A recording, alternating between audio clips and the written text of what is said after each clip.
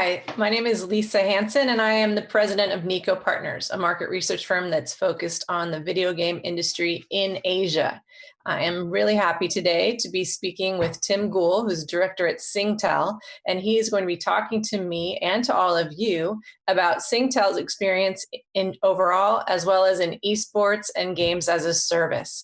These are really important words in the gaming industry today, and we are eager to hear all about what Singtel is doing in this market. So Tim, thank you for being here. Thank you. All right. Can you tell us just generally especially since most of this audience is in North America, who's Singtel and why do we care? And what is your experience in gaming and esports? Absolutely. So to give an overview of Singtel, we are one of the premier information and communication technology companies and the market share leader in the Asia Pacific region, including Australia, India, China, Japan, and the micronations of Southeast Asia. Okay, great. Do you have, is it mostly telecom, or is it, and within that, what's the emphasis on esports and games these days? Sure. So generally, Singtel's history is mostly telecom. So Singtel has a wide reach in the Asia Pacific region with a consortium ownership on 31 of the 44 undersea cable systems stretching throughout the US to the Asia Pacific region, and also from APAC to Europe as well. This includes being the master consortium owner on 17 of those cable systems. And we also own the fleet of ships that are tasked with maintaining and developing those systems. So combined with our 440 plus points of presence throughout the region, including 83 in mainland China and well over 100 in India, Singtel is uniquely positioned to help the online gaming industry penetrate a global region that has over half the world's population. So that's how we directly impact the gaming industry there. Wow. And right now during COVID-19, how are all those ships and all of your output and all your stations doing? We're doing well. You know, Singtel in general has strong service level agreements in place with 99.99% uptimes. And so we've managed the storm very well as we go through the process, and with so many people turning to online games as an outlet. So it's worked out very well for us so far. Okay, wonderful. I have a few questions prepared, so I'll be glancing down from time to time. Sure. Tell us a little bit about how Singtel is engaged with US gaming companies and other Western gaming companies, and how are they using your services to reach gamers in Asia or anywhere else? Sure. So we're engaged with US and global gaming companies in about 3 different ways would probably be the best way to point it out. So first, with the growing focus on mobility gaming, Singtel has a significant opportunity and the necessary to reach partner gaming companies throughout the APAC region. So just to make an example of this, the US is estimated to have about 276 million mobile devices right now. Singtel, including all of our subsidiaries, have over 700 million mobile subscribers, making Singtel almost 3 times larger than the entire US mobility market. In fact, Singtel is the world's largest multinational mobility service provider. And so working with global technology companies and also with the gaming companies to reach those 700 plus mobility users for the gaming industry is key. Second, the global online gaming industry is growing. High quality connectivity to target markets is key, specifically in the realm of latency, packet loss, and jitter. Long latency and poor connection equal a poor end user experience. With Singtel's extensive network capabilities, we can partner with the gaming companies to identify those lines of faster, most reliable, and cost-effective solutions to help them connect to the growing market in the Asia Pacific area. Third, Singtel is directly partnering with esports leagues like PvP Esports, where we've invested a considerable amount of resources, including donating to the prize payouts in order to empower the growth of esports throughout the Asia Pacific and US community. Okay, wow. So are you already actively working with a lot of, say, American game companies? We do. So we work with quite a large number of them. We have um, uh, different services for each of them, and unfortunately I can't mention any of them by name. But if you think or Google the top 10 U.S. game manufacturers, we're working with the majority of them in order to help them connect with the Asia Pacific community.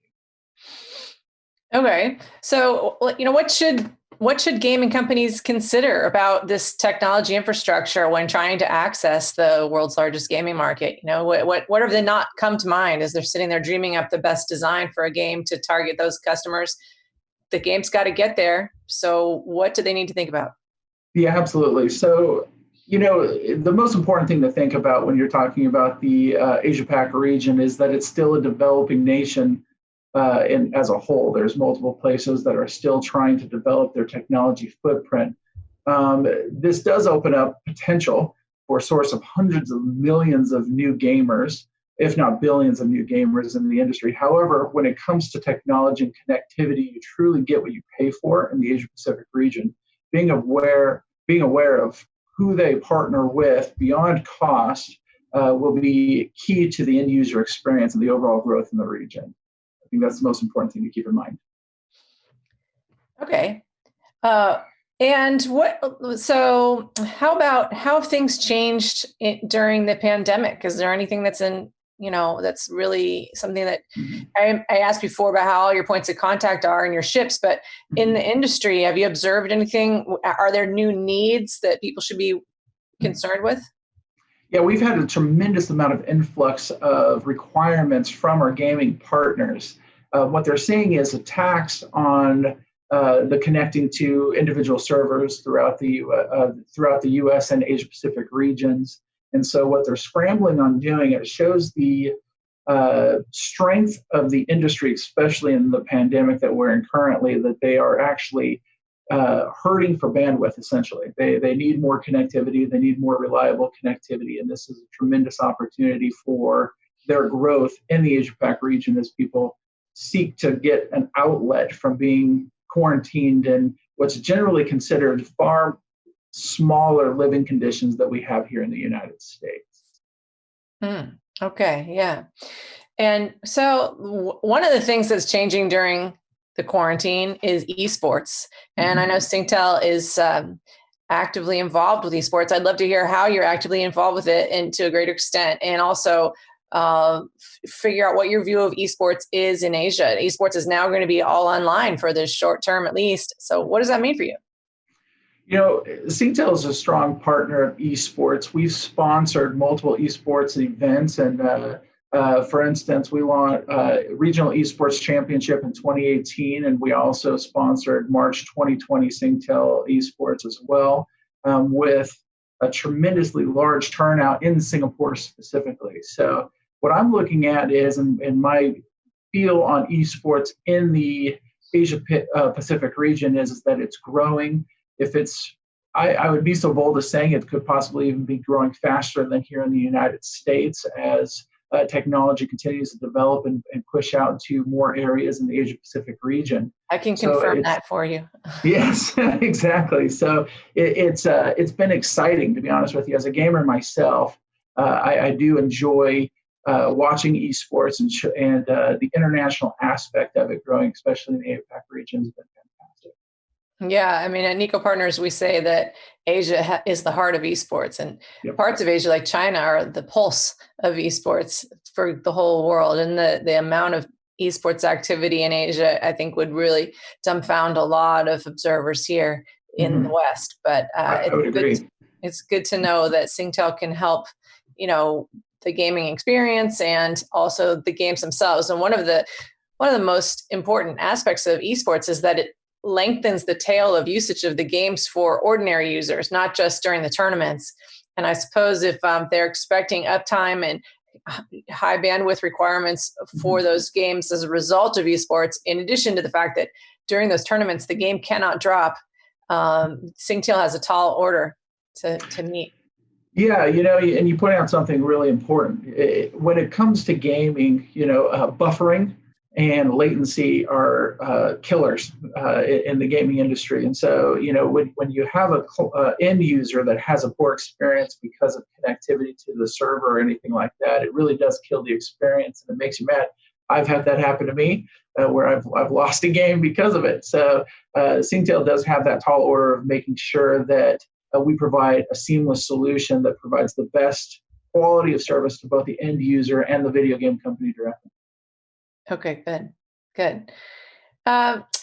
So tell us a little bit about the joint venture you have in esports. So we do have multiple joint ventures. We've, as I mentioned before, we've partnered with PvP Esports as well.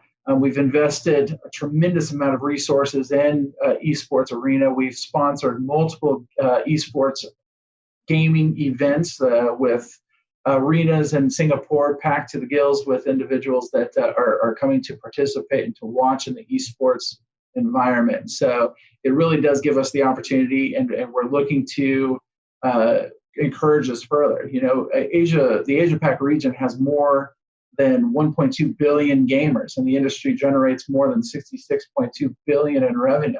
And so Singtel sees this as a tremendously strong investment in esports championships, both in the past and in the future, to make sure that we empower this growing industry. It's a tremendous opportunity for everybody involved, including the gamer itself.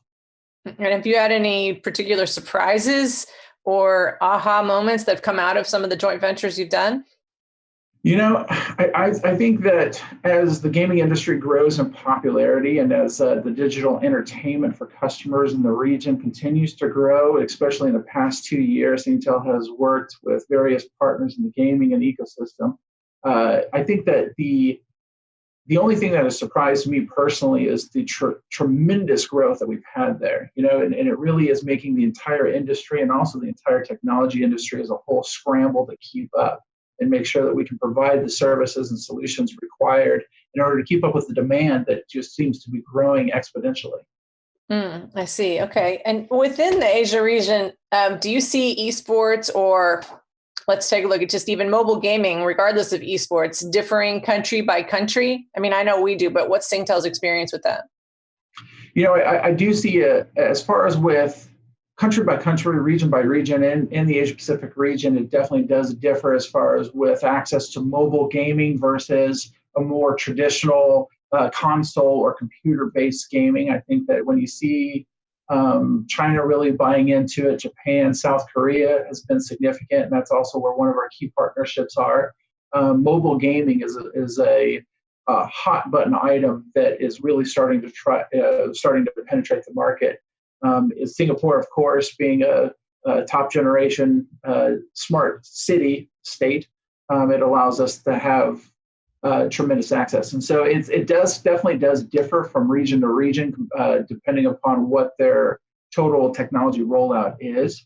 But I would say that mobile gaming is certainly something that's basically penetrating the whole region as a whole. Yeah. And do you see a lot of demand on your network for mobile esports tournaments? Yes. So I do predict that this will continue to grow. Mobile esports tournaments are tremendous in the Asia Pac region, and especially with Singtel's mobility presence in the Asia Pac region, I definitely do think that this will continue to grow. Okay. All right. What about, let me think here, some more questions. Tell me about the concept of gaming as a service. I think this is something that's important to Singtel, and maybe you can tell everybody here what your thoughts are on this. I think that gaming as a service is a wonderful evolution that's happened in the gaming industry as a whole. For the gaming industry, it extends the life of games, which is fantastic. Gone are the days 10 or 20 years ago where a person would buy a video game, binge on it for a couple of days, beat the game, and then move on, right? And so you see gaming as a service. It allows the gaming community to be able to push updates, keep it fresh, keep it engaging, and then also the gaming as a service really does kind of bring the global community together, right? And so it allows you to develop relationships and also experience other cultures in ways that you couldn't do even 10 or 15 years ago. And so I like what I see in the gaming as a service industry. and I predict it will continue to grow, and I predict it will continue to bring people together throughout the world. So are you defining it just as something different from online gaming? Because, online gaming fits all those bills. So how is Singtel looking at gaming as a service differently from just the notion of online gaming? I think as a service, platforms definitely does present different infrastructural programs that we have to take advantage of. As far as with what Singtel is doing directly in order to influence gaming as a service, partnering closely with the gaming industry in order to develop it, is definitely key to that. But as far as with the difference between online gaming and gaming as a service, I think Singtel is really engaging with in order to take advantage of that as we move forward. I see. Okay. And how about the traffic that Singtel is working with? How much of that, you say you're the largest footprint in Asia. So is it like 10% of what you do comes from North America, or is it more? Do you know? Yeah, so that one, I don't have a specific number. I would say that from the Singtel global operation standpoint, the United States does produce a very large part of the bandwidth. Our undersea cable systems are capable of tremendous bandwidth. And what we're working with, what we call born in the cloud or OTT companies, like the gaming as a service and online gaming industries, they're starting to ask for tremendous loads, right? So 10 or 15 years ago, 100 meg, 200 meg, 500 meg was fine. And now we're starting to get to planning stages on 100 gig, 500 gig, a terabyte per second worth of bandwidth. And I think when you think about bandwidth and a terabyte per second, that is enough to download the entire Library of Congress in seconds, right? And so they're looking for this kind of bandwidth, and that really does tell you as far as with what kind of traffic they're looking to push very quickly, very soon over the network in order to provide that kind of service to their Do most of those companies own their own private network through you, or is it a shared infrastructure, or what is it? Singtel, I would say that most of it is private point-to-points or MPLS services, which give them a private connection. There are new technologies coming out, like software-defined wide area networks that allow them to use public internet.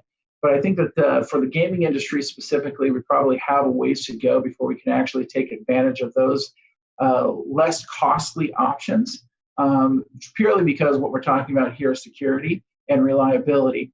And the private point-to-point connections are still the best way to do that. So it sounds like, just in summary, that a lot of your expertise would help some of the larger, more established games and game companies, and so it gives everybody something to hope for. So my final question is, can you just give us a visual description? What is an undersea cable? Oh, well, so an undersea cable is almost exactly what you would expect it to be. Honestly, it's about 14 to 18 inches in diameter. And our ships that we own, we have a fleet of 3 ships in the Asia Pac region, and they have huge spools that just look like very large spools that you would have on a fishing line. And what they do is they just slowly let out the spool as they drive across the ocean, and it falls to the bottom of the ocean. And they plan their routes out very meticulously to make sure that they are in the safest areas and also diverse to other undersea cable systems. And it's a pack of multiple strands of fiber optic services that land from one landing station, let's say in Los Angeles or San Jose or somewhere on the West Coast, to another landing station, say in Singapore or Hong Kong or Australia. And you would, believe it or not, we need multiple lines because you have problems with people when you think of just a line sitting on the bottom of the ocean. There's a tendency for somebody to drop an anchor on it, or a tendency for a fishing company that is using a dragging system to pull up one of the undersea cable systems. And so that's where the fleet of ships come in, where we repair those, make sure that they keep running, and make sure that everything keeps running. But yeah, it's definitely an interesting, almost simplistic in explanation, but very interesting operation when you see it in working. I can imagine. Well, You know, I know at Niko Partners, we've been thinking and writing a lot more, especially this year, about infrastructure in general that's powering this whole industry. So just to get your insight here has been quite helpful. I thank you very much for being part of this conversation. Thank you.